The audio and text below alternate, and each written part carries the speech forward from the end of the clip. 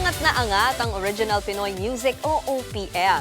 At para mas suportahan pa ito, nakipag-partner ang prestihiyosong Awit Awards sa pinakamalaking OPM countdown show na Vibe. Narito ang report.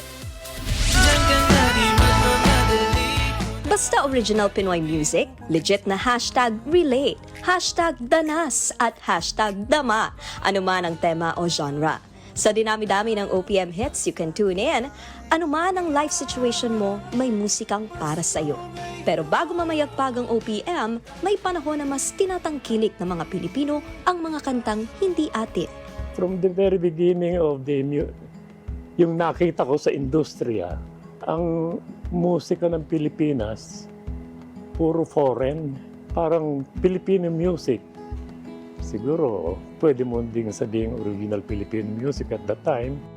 Mula sa mga maririnig mo sa radyo hanggang sa mga inaawit na himig sa commercial records, foreign songs ang naghahari-harian sa lokal na industriya ng musika. Pero unti-unting dumadami rin yung nagpo-produce ng original Philippine music. Pero I'd say in less than 10 years, yung parang bumilis yung development ng Philippine music. Pero ngayon, if you have Spotify, Philippine Top 50, naku, matutuwa ka, 75-80% OPM.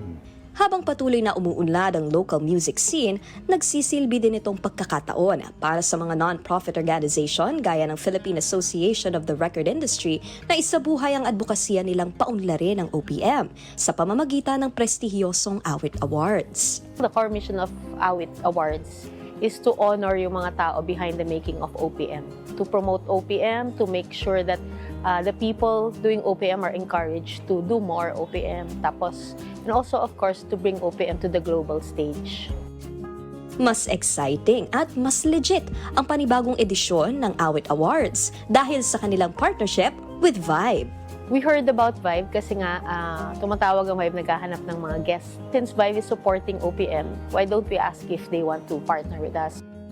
Suportahan natin ang mga awiting Pilipino. Abangan ang 38th Awit Awards powered by Vibe. Mga kapatid, nagkaroon po ng technical issue sa online voting para sa People's Choice category ng 38th Awit Awards powered by Vibe.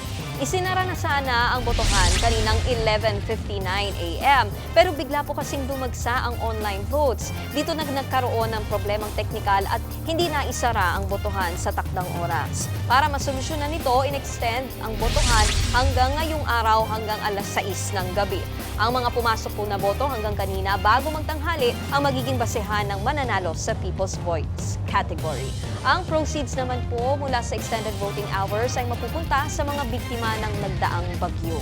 Abangan ang Awit Awards powered by Vibe bukas 6:45 p.m. dito sa TV5. Mga kapatid, Nikki de Guzman po. Para sa mga impormasyong dapat ninyong malaman, mag-follow at mag-subscribe na sa social media pages ng News 5.